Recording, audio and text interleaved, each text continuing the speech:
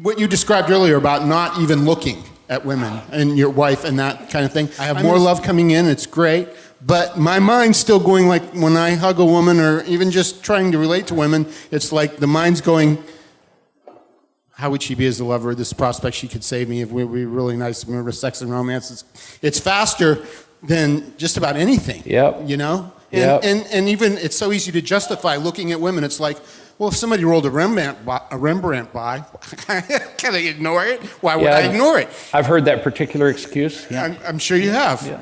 And you know, so any tips you can give me on how to get past thinking that sex and love and romance are going to save me? Because I know it won't, and I don't want to go through it again, but yet it's just lightning. See, viewing people in a sexual way, it's a twofold process. One is intellectual and the other's not. The intellectual part goes like this. Everybody around me is in pain. Everybody around me needs to be loved. If I pause to indulge a sexual thought about whoever, what I'm saying is, I'm willing to use, manipulate, abuse even, a human being who is in pain for my own entertainment. Pretty much like pulling the wings off flies. It's really hard for me to keep having those thoughts under those conditions, don't you think? It's not much of a turn on to see it in that way. You just can't keep doing it. The way I do it is, we're all children. Anybody that I want to love is a child. I really not have much interest in having sex with my children. I see what you mean, but as a people pleaser, it's really easy to kind of make them, you know, acquiesce or, you know. I know. Or to behave in that way. Uh-huh. And you'll get there. You just need to keep seeing the truth of your behavior. You really can't stop just having random sexual thoughts. That'll happen. You know, somebody walks by and you just briefly go, whoa, okay. But whether it turns into a fantasy is up to you. Even if you have to, I don't have to do that anymore. I don't even have the brief thought. But like anger, I'm still dealing with that. I'll be out in the yard, pouring concrete, and I just have concrete blocks all over my backyard. I'll be out in the yard and I'll be, somebody's name or some event will occur to my mind and I can spin out of control in seconds to I wish they were dead. Whoa. So as soon as that starts, I have to go, sometimes even out loud, whoa, stop, no. That still happens to you? Yeah. Wow. Okay. Yeah. No. Somebody had said they were going to do something by a certain time, or they would submit, and they screwed it all up.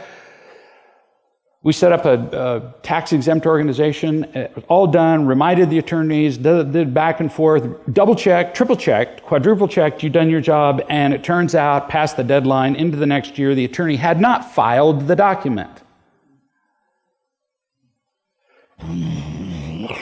No. Sue him. Yeah, could have. Complete malpractice. Could have. Now, let's see. Let's do the math. I could get mad. We could pursue this. I might recover X $1,000. No, not worth it. Nope. Not willing. And I was done.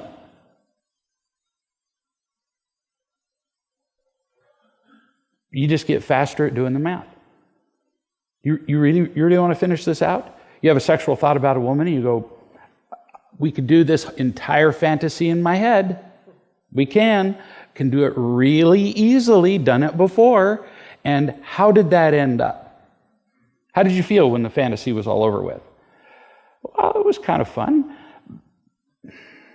Selfish, focused on me, absolutely disregarding the well-being of somebody else. And it will affect your next interaction with whatever human being there is, woman or not. It makes you more selfish. It does. Yeah, maybe I haven't been seeing the subtleties of that.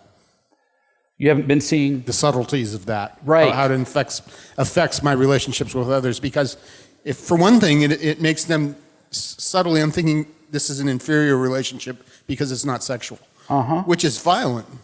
See, you just introduced sex into a relationship when it didn't even have a place in the conversation. So it's influencing things, see? In ways you didn't know. Guys who use porn, for example. Oh, that's now become a standard. When I talk to guys, I don't ask them how often, I don't ask them if they use porn, I say how often. That's how common it is. Because it's a victimless crime, right? Wrong. It affects you. It turns people into objects, both men and women. It's not purely about sexual pleasure. You don't need pictures for that. You don't. It was very disconcerting for women to learn that men were actually having sexual pleasure without them. It's about control. No kidding. Some sex, but controlling. Guys go on, because I know many of them, and you go on porn sites. I know guys who have terabytes of porn on hard drives. Terabytes. I don't know how many movies that is. It's more than 4. It's thousands. And what they do is they get their favorite places and they surf for them from this stage. It's like moving a doll on the screen. You can't actually move them, but you can move from one picture to the other till you get exactly what you want. See? You're controlling people and have no regard for other people, whatever. Not just women turn into objects, people turn into objects.